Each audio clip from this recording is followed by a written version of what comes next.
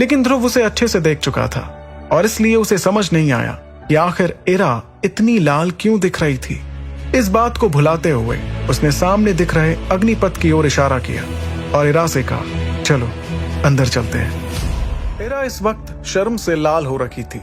उसकी शक्ल देखते हुए ध्रुव ने कुछ सोचा और फिर आगे बढ़ने लगा। इस वक्त ध्रुव के सामने अग्निपथ था जो 5 रास्तों में बटा हुआ था। अग्निपथ, तीसरा रास्ता।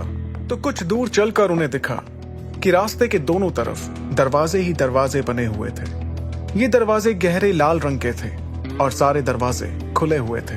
उन दरवाजों में एक और समानता थी कि दोनों पर लाल रंग के पर्दे भी चढ़े हुए थे।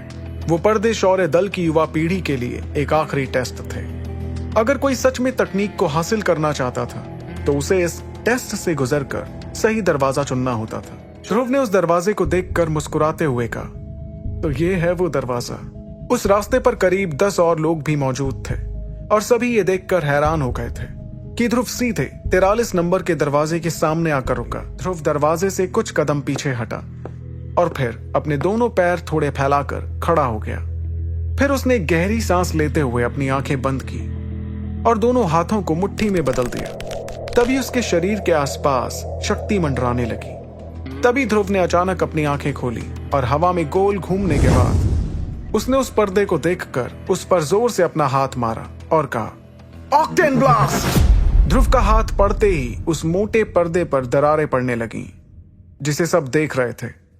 और जैसे ही वो दरारें पूरे पर्दे तक फैल गईं, वो पर्दा कांच की तरह टूट कर बिखर गया। चलो इरा, अंदर चलकर वो खास तकनीक देखते हैं।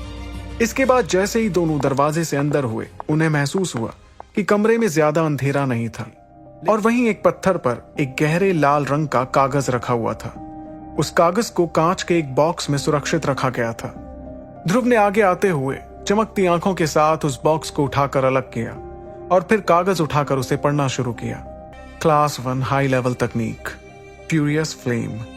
मैंने तो सोचा था कोई ताकतवर तकनीक मेरे हाथ आएगी, लेकिन तभी इरा ने अपना हाथ आगे लाते हुए ध्रुव के हाथ से वो लाल कागज छीन लिया। इरा की इस हरकत पर चौंकते हुए ध्रुव ने कहा, इरा तुम ये क्या कर रही हो?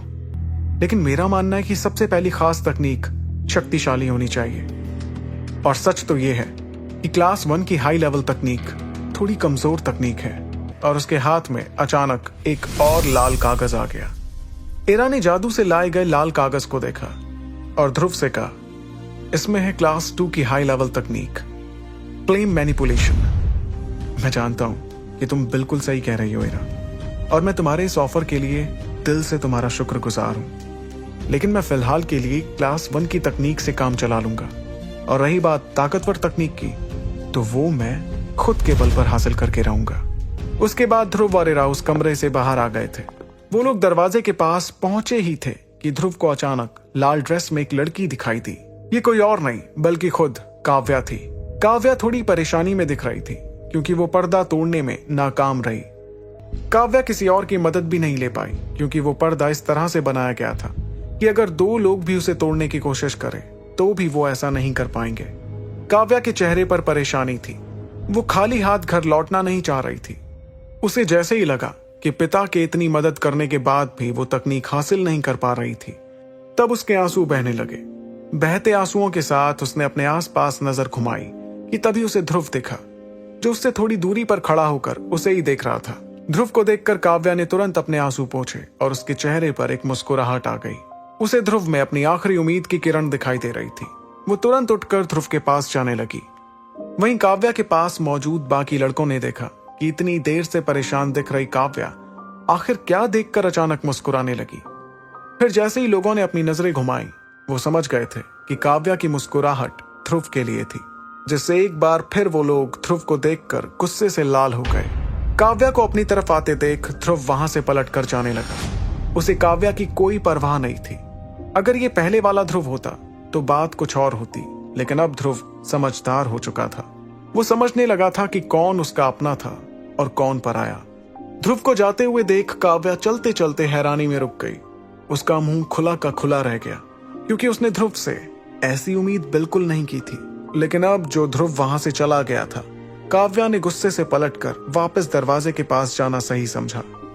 वो ध्रुव से गुस्सा नहीं थी बल्कि खुद से थी, क्योंकि उसे याद आया कि पिछले 3 सालों से जब ध्रुव को भी उसकी जरूरत पड़ती थी तो वो भी ऐसे ही मुंह फेर कर चली जाया करती थी, और अब उस गलती का खामियाजा उसे खुद भुगतना पड़ रहा था।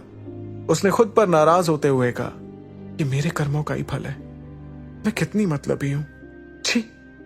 उदासी में ये कहते हुए उसने जमीन पर एक लात मारी और टूटे भरोसे के साथ वो जोर जोर से रोने लगी, जिसकी आवाज वहां मौजूद बहुत लोग सुन पा रहे थे। आगे की कहानी जानने के लिए देखिए अगला एपिसोड सिर्फ पॉकेट एफएम के यूट्यूब चैनल पर, और सुपर योद्धा के सारे एपिसोड्स को सुनने के लिए डिस्क्रिप्शन में दी लिंक से डाउनलोड करें पॉकेट एफएम ऐप।